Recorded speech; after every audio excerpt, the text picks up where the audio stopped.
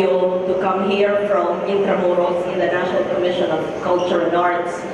And I actually have a prepared speech with PowerPoint. I'll just email it to the Office of President Danny Concepcion and just speak from the heart. First, I don't have to preach to the choir. We're all climate warriors here. We're all advocates for preparedness and disaster risk reduction. Second, I don't have to impress my alma mater, whom I'm partnering with. Third, I'm very grateful to former President Fred Pascual for having started this. When I talked to him about the importance of DRR and CCA, then he said, actually, I have a proposal. He said it hesitantly. And then that was in 2011, I think, and we gave some, but not enough. And I'm so grateful that we have a president like President Danny Concepcion who has really embraced the issue of DRR and CCA to continue what was originally envisioned and to even make it grander and bigger and better so that the State University's Resilience Institute could be the core of climate governance and disaster risk reduction governance in our country today. I'm also grateful that Mahar is here with us for him to be able to operationalize all what we want to happen in our country. In the midst of so much turmoil in the world, in the midst of so much uncertainties and tension and conflicts in our country, sometimes we tend to relegate to the back burner or to the side what Joey Salceda and I have espoused for many, many years, if not decades.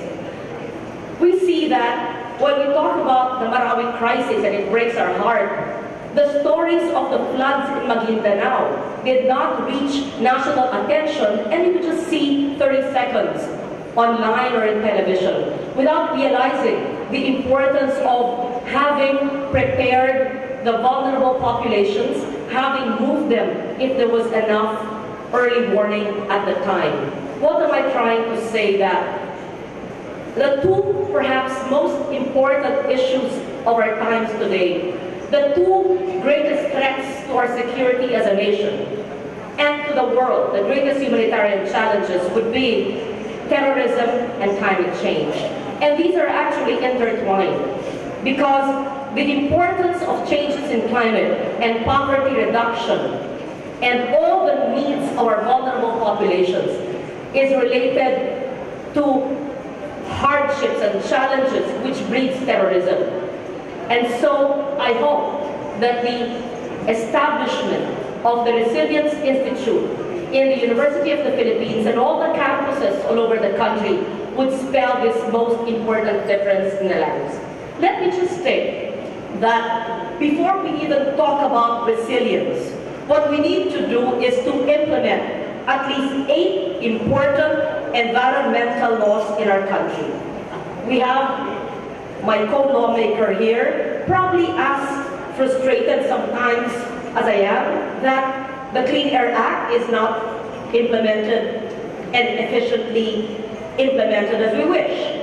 That the Clean Water Act is far from being implemented with our water concessionaires and the major water systems of our country, especially in Luzon, like Laguna de Bay and Manila Bay and the Pasig River and its tributaries, are far from being clean. And the Manila Bay office, which Noel Verlan used to head in the DNR, knows this very well. When we know that RA 9003 of the Solid Waste Management Law, Ecological Solid Waste Management, where only 1/4 of our local governments of 1,600 LGUs is actually implementing it. And not very far from the University of the Philippines in 2009, 8 years ago, we knew that the trash light in Payatas was the impetus that urged my colleagues then to help me enact the Ecological Solid Waste Management Law.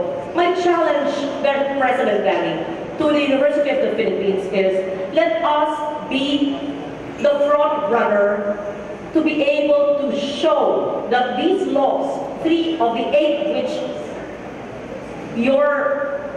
which we offered since 98, could be implemented. If only UP could just not switch to a low-carbon economy, but also could implement ESWM in every building, in every campus, in every area, then we could say that this laws could actually work. Now, we talk about resilience. I hope that the studies that will be done here at the UP Resilience Institute could be used by all campuses and could actually work together with the already created maps, let's say, of NAMRIA, of DENR, and the work started for DOST. I'm glad that NOAA is now embedded here in my alma mater so that we continue where NOAA had left off in DOST. When Mahar and I were meeting at the Polo Club in Makati a few weeks back, when we talked about what happened in Yolanda in 2013 on November 8th, I asked him, as a scientist, as an engineer, why was it that we were not able to forewarn those living in the coastline that the several meters height which was predicted days before by PATASA did not actually, they were not prepared and they were not advised that how many kilometers it would go inland. And he said because the maps were static and did not talk about storm surge and were not probabilistic at the time. And so it is important that we put all of these experiences so that we're able to use our knowledge to make sure that science actually works for us. Many years ago, when I spoke before a group of scientists in Beijing, China, and I said that it's about time that scientists and technical experts go beyond the confines of the academy and we use all these well-funded knowledge so that local communities could be made resilient. And that's the great challenge for us in UP and for the Resilience Institute. Let me just go and just give you some bullet points of what you already know and which I expect the UP Resilience Institute would actually do. While we have multi-hazard early warning systems, what we need to do is institutionalize this in all the 81 provinces and 1,600 cities and municipalities. I'm not sure if every LGU in your region, Joey, or in my region, in Region 6, would actually have this multi-hazard early warning system. We always speak in conferences, and summits, and meetings, but do all LGUs actually know what to do? Are they equipped not just with the knowledge, but the equipment needed, and the war bodies with sufficient knowledge to be able to communicate this important knowledge to the barangay tanods, to the barangay captains, to the fisher folks, to the farmers, to the elderly, and to the women.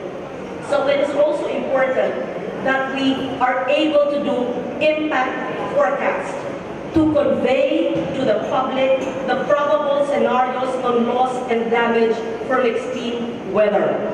It is important that we don't just tell the public this is the hazard, this is the impact, but that we actually tell them this is the effect of this hazard to your lives. How many have we heard? Number of deaths, etc. And when you look about on the number of deaths, kasi pumalaot yung mangingisda. That means the early warning system did not really reach him, or bagamat alam niya, ay hindi niya naintindihan na mawawalan siya ng buhay pag siya'y pumalaot. It is important with also, we also have our climate projection or outlook, which I'm sure you're doing. And as I mentioned, the probabilistic approach, risk-based to local planning. Each local government in doing its local climate change action plan or its LCCAP. I think there are only a few hundreds of the 1,600 LGUs that have their local climate change action plan when the law was actually passed way back in 2009. And this is where I hope the UP Resilience Institute can help out all the other state universities and colleges. It is also important that every community, every household, and individual is able to understand early warnings and all the risks that it faces. I can go on and talk about what we expect of the Resilience Institute.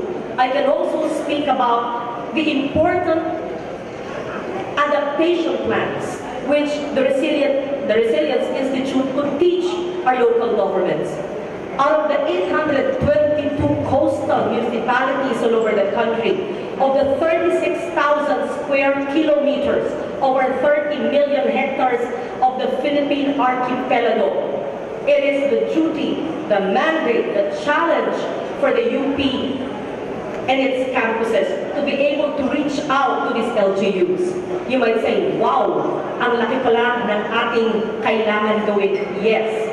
That's why I have committed to help the UP Resilience Institute to equip you not just with the building, not just with the equipment, not just with the personnel needed, but most important, to be able to connect you with all other agencies of government so that all of the studies, the maps, and everything that they've done in all these years, if not decades, should be given to you, lent to you, made accessible to you, so that with your information, you will be able to do not just early warning, but actually project the impact of natural hazards on our local, rural, vulnerable populations.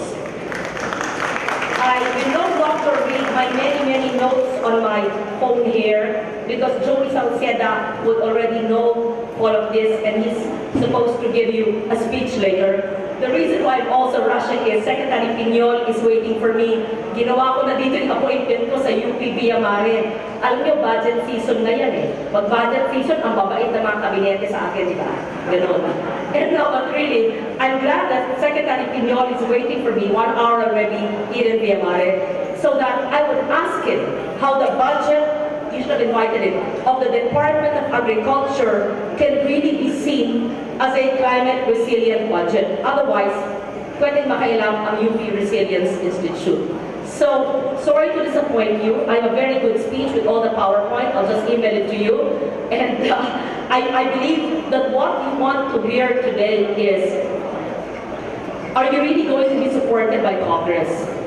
Would you really be able to realize your dreams of coming up with an institute that is not only comparable to the work of other agencies of government, but more importantly, that would address the needs of this third most vulnerable nation in the world? And my answer to you is yes. Just tell me what you want. It is important that you tell us what you want and what you need. First, there's so much funding agencies outside of government. The Netherlands government, the German government, EU, JICA, we can even access ADB, the World Bank, the recently approved or concurred in or ratified AIIB. But apart from that, we actually have so much funds in our 3.3 trillion budget. And my challenge to you, President Danny and Dr. Mahar and all of you guys in the RI, is to please help me help the agencies prove that their budget is actually a resilient one. You know very well that BBM has started a few years ago climate tagging their expenditures. I'm not sure if the climate tagging of the Public Works Department is actually correctly climate tagged, right, Joey? Ang ating mga kalsada, are the ditches sufficient? Do we actually have enough rainwater catchments? Do we actually implement the Rainwater Collection Act of 1989 when every barangay and local government should have rainwater collectors? Does the DepEd actually implement resilience in terms of the school buildings and the classrooms, in terms of wind direction and rainwater collection and gulayan sa paaralan and all these concepts? Even in the structure of the University of the Philippines in Diliman, and in Metro Manila, and in Luzon, Visayas, and Mindanao? Are we actually doing that? So, the first order of day of UPRI is to look at its own backyard, to make sure our buildings, our structures, the structure here are resilient. Do we actually recycle water here? Yun muna. Second, please help me work with all the SUCs. So you help the SUCs, help the LGUs for their LCCAP. And third, as we promised and we'll discuss, all the 822 coastal municipalities should be equipped not just with a tarpaulin or the soft copy and hard copy of the probabilistic maps or of the storm surge information or of the landslide information, but really for them to understand it so that resilience and DRR would be a way of life in an everyday habit for all these LGUs, whether they are coastal or they are terrestrial. And so, I see people already tired and probably hungry. So I'd like to thank you for having me here today. And whether you invited me or not, and whether I made it here after 3 hours traveling from Manila, don't worry, you will have your budget. Just tell me what you need, okay? Capital outlay, MOOE. I want this in my next 2 years to be the most efficient, competent, admired, respected, and effective DRR CCA Institute in Asia and perhaps in the world. Thank you very much and good evening to all of you.